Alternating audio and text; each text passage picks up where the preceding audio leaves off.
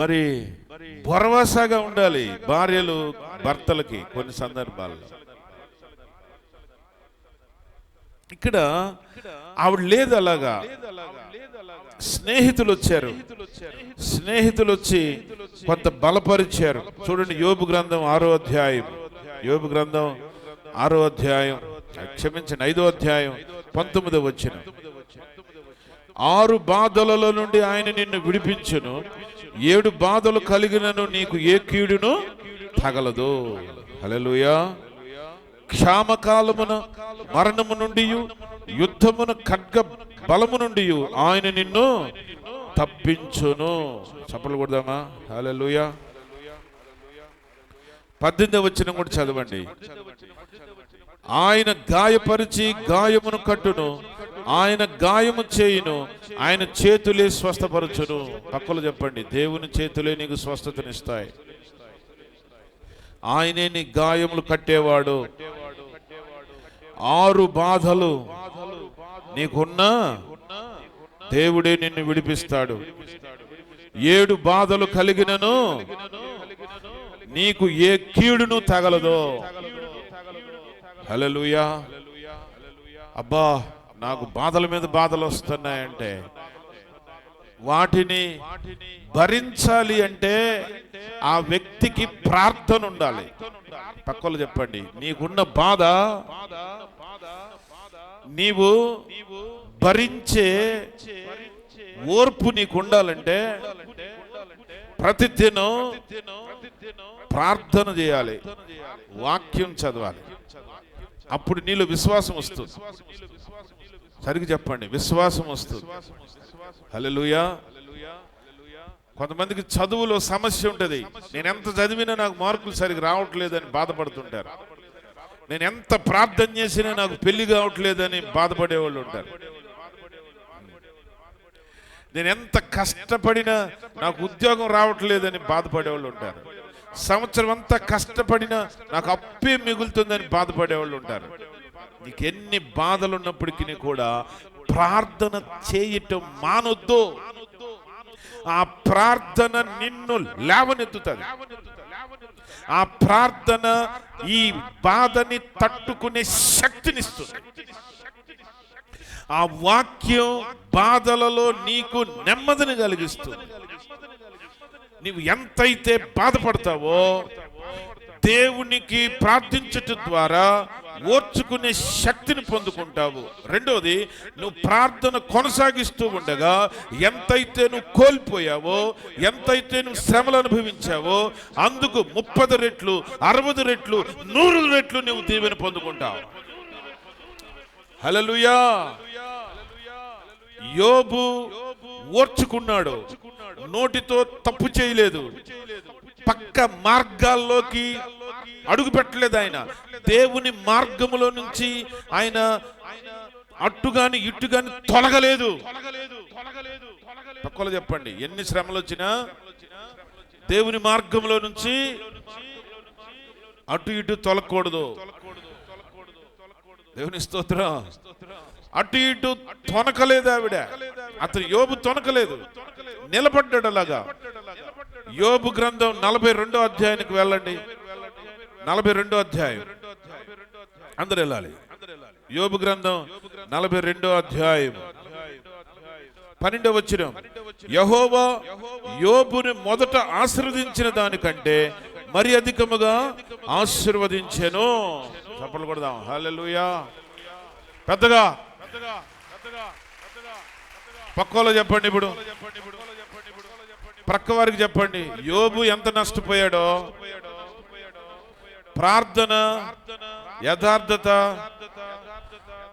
తప్పిపోకుండా ఉన్నాడు గనుక రెండింతల ఆశీర్వాదం పొందుకున్నాడు. నీకు కూడా వస్తుంది. నీకు దేవుడు తప్పకిస్తాడు. కృంగిపోవద్దు. యోబు వలె యథార్థంగా ఉండు, ప్రార్థన చేయి. హల్లెలూయా. మనిషిగా మనం ఏం చేస్తామంటే సమస్య వైపు చూస్తూ ప్రార్థన చెయ్యం, శోధన వైపు చూస్తూ ప్రార్థన చెయ్యం. మనకొచ్చిన బాధను గురించి ఎక్కువగా మాట్లాడుతూ ఉంటాం. మనకొచ్చిన శ్రమలు, ఆర్థికపరమైన ఇబ్బందులు, మనుషులు మనకు చేసిన నష్టాలు, మనుషులు మనకు చేసిన అవమానాలు, వీటి గురించి ఎక్కువగా ఆలోచిస్తాం, వీటి గురించి ఎక్కువగా ఇతరులతో మాట్లాడుతూ ఉంటాం. దాని ద్వారా శ్రమ అనేది పెరుగుతూ ఉంటది కానీ తగ్గదు. ఈ రోజు నుంచి మీరందరూ కూడా చేయవలసిన పని, మీకు ఏ మరణకరమైన రోగం ఉన్నదా, లేకపోతే ఇక లేవలేనంత అప్పుల ఊబిలోనికి నువ్వు దిగిపోయావా, నీకు నమ్మక ద్రోహం జరిగిందా, తీవ్రమైన నష్టం జరిగిందా, ప్రార్థన ఆపొద్దు, విశ్వాసాన్ని సన్నగిల్లిపోనియొద్దు, యథార్థతని విడిచిపెట్టొద్దు.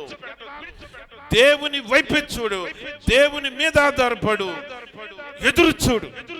ఖచ్చితంగా యోబుని దీవించిన దేవుడే ఈరోజు మనకును తోడయుండి దీవించటానికి సిద్ధంగా ఉన్నాడు. హల్లెలూయా. కాబట్టి దేవుని బిడ్డలారా, ఇద్దరు వ్యక్తుల గురించి మనం చూసాం. దానియేలుకి శోధన వచ్చింది. అతను దేవునికి ప్రార్థించాలి, దేవునికి సాగిలు పడాలి, కానీ ఒక రాజుకి నేను సాగిలు పడకూడదు. ఒక రాజుకి నేను సాగిలు పడకూడదు, రాజుకి నేను నా మనవి చెప్పకూడదు, నా దేవుడికి నేను నా మనవి చెప్పాలి.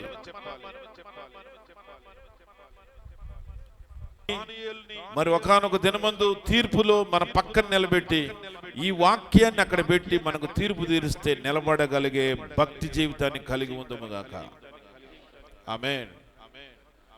ఆయన తీర్పు తీరుస్తాడు. ఈ రోజు మీకు చెప్పిన వాక్యాన్ని అట్ట పెడతాడు. ఏమ్రా ఏమా, సింహాల బోన్లోకి వెళ్ళవలసిన పరిస్థితి వచ్చినప్పటికీ రాజుకి నమస్కారం చేయలా, మరి నీ పరిస్థితి ఏంటి అని అడిగాడు అనుకో, సమాధానం ఉందా చెప్పండి. వదిలిపెట్టలేదు దానియేలు. దేవుడి మీద ఉన్న విశ్వాసాన్ని తొంగల తొక్కేయలేదు. మరణమే ఎదురుగా ఉన్నది. ఆకలితో ఎదురు చూస్తున్న సింహాల నోళ్లకు అతను ఆహారం అయిపోబోతున్నాడు. అయినప్పటికీ ప్రభు మీద ఉన్న భయాన్ని, ప్రభు మీద ఉన్న విశ్వాసాన్ని వదులుకోలేదు దానియేలు. తన చుట్టూతా ఉన్నవన్నీ కూడా పోయినాయి. బిడ్డలు చచ్చిపోయారు, పశువులు పోయినాయి, పంట పోయింది, పనోళ్ళే పోయారు, చివరికి భార్యే భర్తతో ఏకీభవించట్లేదు. అలాంటి పరిస్థితుల్లో కూడా యథార్థతని వదిలిపెట్టలేదు యోబు. రెండింతలు దీవించబడ్డారు. ఈ భక్తుల చరిత్రలు మన ముందు ఒక సవాలు విసురుతా ఉన్నాయి. ఈ రాత్రి నుంచి సవాలు విసురుతున్నాయి. యోబు తన జీవితము ద్వారా మనకు సవాలు విసురుతున్నాడు. ఓయ్ ఏమా, నాకెంత నష్టం వచ్చినా నేను యథార్థతను వదిలిపెట్టకుండా బ్రతికాను, నీ సంగతి ఏంటి? ఏమయ్యా, నాకు సమస్తము నష్టం వచ్చింది, రోగం వచ్చింది, అయినా నా యథార్థత నేను వదిలిపెట్టల, ఏంటి నీ బతుకొని ఒక ప్రశ్న వేస్తున్నాడు యోబు ఈ వాక్యం ద్వారా. మరణము కళ్ళ ఎదుటే ఉన్నా మనిషికి నమస్కరించకుండా రోషం కలిగిన దేవునికి రోషంగా నిలబడిన దానియేలు ప్రశ్న వేస్తున్నాడు. రేయ్, ఎవరికి నువ్వు వంగిపోయావు? ఈ ప్రశ్నకు సమాధానం ఉందా నీ దగ్గర? దేవునిని బట్టి యథార్థంగా నిలబడు. నీకేం కావాలో అంతకు రెండింతలు ఆయన ఇవ్వబోతున్నాడు. దేవునిని బట్టి విశ్వాసం కలిగి ప్రార్థన చేయి. దేవుని నామం మహిమపరచబడేటట్లుగా దేవుని కొరకు రోషంగా నిలబడితే ఈ రోషం కలిగిన దేవుడు నీవి 6 బాధల్లో నుంచి 7 బాధల్లో నుంచి విడిపించి లేవనెత్తి వాళ్ళ ముందే, నిన్ను నష్టపరచాలని చూసే వాళ్ళ ముందే, నీ మీద అసూయ చేత కుట్రలు పన్నిన వారి ముందే నిన్ను ఘనముగా నిలబెడతాడు ఈ దేవుడు. హల్లెలూయా. దేవుని అది బాగా ప్రార్థన చేసే వాళ్ళకి తప్ప అలాంటి విశ్వాసం రావటం కష్టం. బాగా ప్రార్థన చేయాలి. చర్చికొచ్చి వెళ్ళిపోవడం కాదు. చర్చికొచ్చి ఇక్కడ విజ్ఞాపన ప్రార్థన చేస్తుంటే ఏంటో విసుగు, తలకాయలోంచి నిద్ర, బయట తిరగటం. కారణం ఏంటంటే నీలో ఆత్మీయత అనే జీలు అబ్బల ఇంకా రాలా. పాట పాడుతున్నప్పుడు ఆ పాటలో తన్మయం చెంది పాడుతూ ఉండే బుద్ధి నీలోకి రావాలి. వాక్యం వింటున్నప్పుడు ఈ వాక్యం నా జీవితంతో నాతో మాట్లాడుతున్నది. ఈ వాక్యానుసారంగా నేను బ్రతకాలి. ఈ వాక్యం నన్ను లేవనెత్తది. ఈ వాక్యం నన్ను ఆశీర్వదిస్తుంది. ఈ వాక్యము నన్ను స్వస్థపరుస్తుంది. ఈ వాక్యం నా జీవితాన్ని కడతది. తీసుకుంటా ఉండాలి వాక్యాన్ని. ప్రార్థన చేయలేము, ఉపవాసం ఉండి ప్రార్థన చేయలేము. కనీసం పట్టుబట్టి ఒక 20 రోజులన్నా సంపూర్ణ ఉపవాస ప్రార్థన చేయలేము. నా కుటుంబం మాత్రం 3 పూలు 6 కాయల్లాగా ఉండాలంటే ఎట్లా? పట్టుమని ఒక 10 రోజులు ఉపవాస ప్రార్థన చేయలేము. మన బిడ్డల జీవితాలు బాగుండాలి అంటే ఎట్లా? పట్టుమని ఒక 1 వారం రోజులన్నా నీ ఆత్మీయ జీవితము అగ్నిలా మండించబడాలని ఉపవాస ప్రార్థన చేయబో. మనకు మాత్రం సమస్యలు రాకూడదు. ఉపవాస ప్రార్థన ఉండకపోవటం ఏంటో తెలుసా? దెయ్యం పట్టినోళ్ళ లక్షణం అది. నీకు దెయ్యం పడితే నువ్వు ఉపవాస ప్రార్థన చెయ్యవు. ఒకటే చెబుతున్నా, నీకు దెయ్యం ఉంది కాబట్టి నువ్వు ఉపవాస ప్రార్థన చేయలేవు. దెయ్యం పట్టిన వాళ్ళు ఏమంటారంటే గ్యాస్ వస్తుందయ్యా ఉపవాసం ఉంటే, నీరసం వస్తుందయ్యా ఉపవాసం ఉంటే, నాకు షుగర్ ఉందయ్యా అందుకని తినాలి. దెయ్యం నీ షుగర్ వైపు చూపిస్తుంది, దెయ్యం నీ గ్యాస్ మీద చూపిస్తుంది. ఆయన కొరకు నిన్ను నీవు మలుచుకొని దేవుడి సన్నిధిలో తీర్మానం చేసుకొని కూర్చొని ప్రార్థన చేస్తూ వాక్యం చదువుతుంటే వాక్యమే నీకు బలమైన ఆహారం. ఆ ఆహారం తింటా ఉంటే నీకు గ్యాస్ ట్రబుల్ ఉండదు. షుగర్ వల్ల నీ కళ్ళు తిరిగి షుగర్ పెరగదు. ఈ విశ్వాసంలోకి అడుగు పెట్టకుండా ఏదో ఒకటి కొంచెం తినాలి, ఏదో ఒకటి కొంచెం పడాలి. అది దెయ్యం నీ పక్క నుండి నీ బుర్ర మీద ఆలోచన పెడుతుంటే ఉపవాస ప్రార్థన చెయ్యవు. అలసిపోయావు, ఏమి వెళ్తావు ఉపవాస ప్రార్థనకి? పడుకో. ఈ ప్రార్థన చెయ్యం, ఉపవాస ప్రార్థన చెయ్యం. మనల్ని మనం క్రమబద్ధీకరించుకొని దేవుని సన్నిధిలో కూర్చోము. సమస్యలు మాత్రం తొలగిపోవాలంటే కుదరదు. ఈ రోజున ఒకటే గుర్తుపెట్టుకో, నీ సమస్య పోవాలంటే దానియేలు వలె ప్రతి నిత్యము నువ్వు ప్రార్థన చేయాలి. నీ సమస్య పోవాలంటే యోబు వలె యథార్థత కలిగి దేవుడు మీ వైపే చూడాలి. అప్పుడే నీ సమస్య నీ ఇంటిలో నీ ఒంటిలో నుంచి బయటకు తొలగించబడుద్ది. అంతే తప్ప చర్చికి వచ్చి ప్రార్థన అయిపోయిన తర్వాత ప్రార్థన చెయ్యండి అయ్యగారు అంటే పోవు. ఎట్టపోతాయి? నీ దగ్గర అన్ని పాలుంటే మేము ఒక మజ్జిగ చొక్క అనేది ఒకటి వేస్తాం, అది తోడుకుంటే. నీ దగ్గర పాలే లేవు, ఎన్ని మజ్జిగ పోతే పెరుగు అవుద్ది చెప్పండి. ఇప్పుడు మా పిల్లలు స్కూల్కి వెళ్తున్నారు, అయ్యగారు ప్రార్థన చేయి. అసలు ఈ పిల్లలకి స్కూల్కి వెళ్ళేటప్పుడు 3 రోజులు ఉపవాస ప్రార్థన పెట్టి ఉపవాస ప్రార్థన చేయించి వాళ్ళ మనస్సాక్షి సరి చేపించి వాక్యాన్ని చదివిపించి దేవుడు మాట్లాడేంత వరకు ఇంట్లోనూ మందిరంలోనూ కూర్చోబెట్టి ప్రార్థన చేయించి అప్పుడు నువ్వు బడికి పంపి అట్ట చేయరు. జానవేశ్వరి గారు, మా పిల్లలు బడికి వెళ్తున్నారు కానీ కొంచెం ప్రార్థన చేయండి. వీళ్ళు పోయి ఇక చెడు స్నేహాలు బట్టి సెల్ ఫోన్లు చూసుకుంటా లవ్వు కొవ్వు అనుకుంటూ తిరుగుకుంటూ ఉంటారు. అక్కడ చదువు సరిగా అబ్బదు, భక్తి అంతకంటే అబ్బదు. మాతో మీరు ప్రార్థన చేయించుకోవటం కాదబ్బా. నీకు రోగం వచ్చింది, ఎప్పుడు ముగిస్తాడరా బాబు మా నెత్తిని చెయ్యి ప్రార్థన చేస్తాడు. దానికోసం కదా మీరు చూడాల్సింది. నువ్వు దేవుడి సన్నిధిలో కూర్చో, నీ అంతా నువ్వు కూర్చో. పక్కలో చెప్పు, నువ్వు దేవుని సన్నిధిలో కూర్చో. నీ సమస్య విషయం నువ్వు దేవునికి ప్రార్థన చేయి నీ సమస్య విషయం. హల్లెలూయా. దేవునికి మనం ప్రార్థన చేయాలి. మన సమస్యల విషయంలో మనం దేవుడి మీద ఆధారపడాలి. దేవునికి స్తోత్రం. అలాగే షడ్రక్ మేషక్ అబేద్నెగోలు మీరు ఇంటికి వెళ్తారో చదువుకోండి. దానియేలు గ్రంథం 3వ అధ్యాయం 15వ వచనం.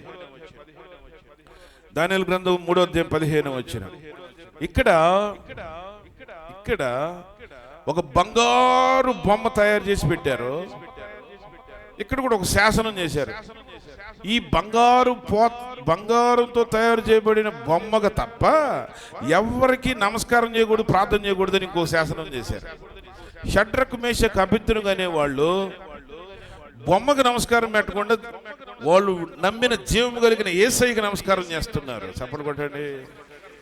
హల్లెలూయా, హల్లెలూయా. బొమ్మకు నమస్కారం కొట్టట్లా, జీవం కలిగిన దేవునికి వాళ్ళు ప్రార్థన చేస్తూ ఉన్నారు. వీళ్ళు తీసుకొచ్చారు, రాజు ఎదుట నిలబెట్టారు, తీర్పు తీర్చారు. తీర్పులో ఏమన్నారంటే, మీరు బొమ్మకు నమస్కారం చేయకుండా ఉన్నారు కాబట్టి మిమ్మల్ని అగ్నిలో వేస్తారు తెలుసా అన్నారు. మాకు తెలుసు. 3వ అధ్యాయం 15వ వచనం చదవండి. దానియేలు గ్రంథం 3వ అధ్యాయం 15వ వచనం. ఈ అగ్ని గుండములో నుంచి తప్పించగలిగిన దేవుడు ఎవడున్నాడు అంటాడు. వాడు ఎంత గర్వం చూడండి. 3వ అధ్యాయం 15వ వచనం. నా చేతిలో నుండి మిమ్మును విడిపింపగల దేవుడు ఎక్కడున్నాడు అంటాడు రాజు. అంటాం మాట, నా చేతిలో నుంచి మిమ్మల్ని విడిపించగలిగిన దేవుడు ఎక్కడున్నాడు చూద్దాం, వెయ్యండ్రా అగ్నిలు అన్నాడు. అగ్నిని ఇంకా 7 మంట వచ్చేటట్టు చేశాడు. రగులుతా ఉంది. ఈ ముగ్గురిని పట్టుకొని ఆ మంటలో వేస్తూ ఉంటే వేసేవాళ్ళు చచ్చారు కొంతమంది. ఈ ముగ్గురిని మంటలో వేశారు. వీళ్ళు మంటల్లో తిరుగుతా ఉన్నారు. వీళ్ళతో పాటు 4వ వ్యక్తి తిరుగుతున్నాడు. చప్పట్లు కొడదామా? హల్లెలూయా, దేవుని స్తోత్రం.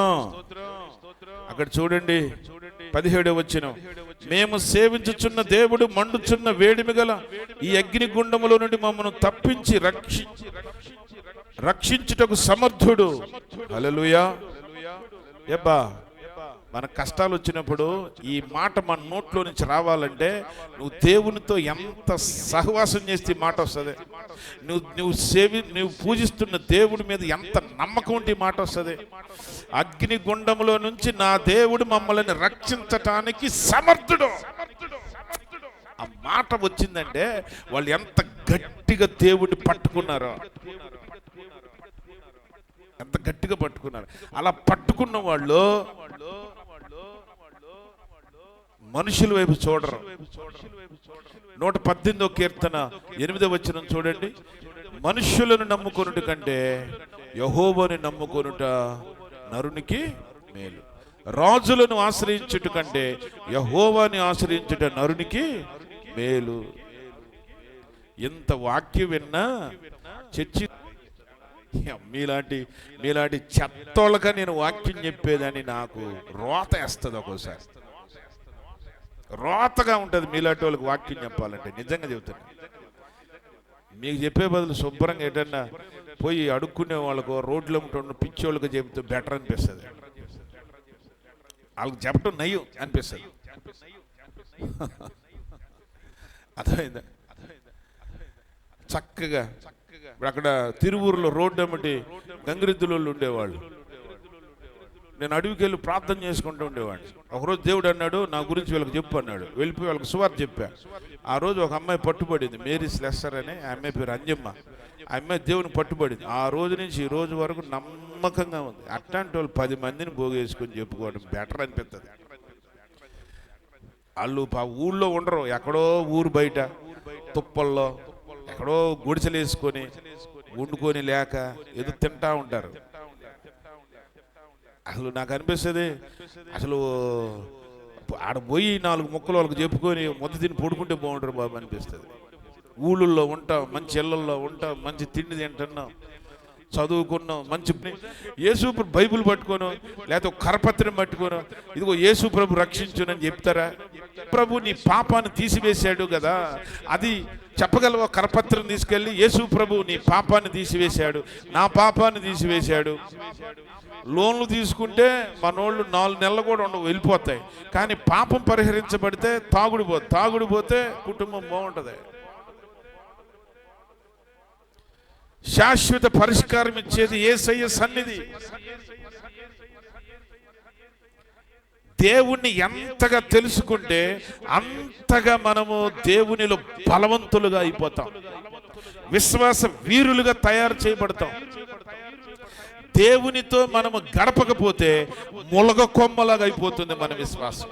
తాగాలనిపించినప్పుడు పుసుకుని తాగేస్తాం, భార్యను తిట్టాలనుకుంటే కడుపు నిండా తిట్టేస్తాం, కొట్టాలనుకుంటే కొట్టేస్తాం, ఎవరిదన్నా డబ్బు పడి ఉంటే నాదేం తీసేసుకుంటాం. ఎలా అయిపోద్ది?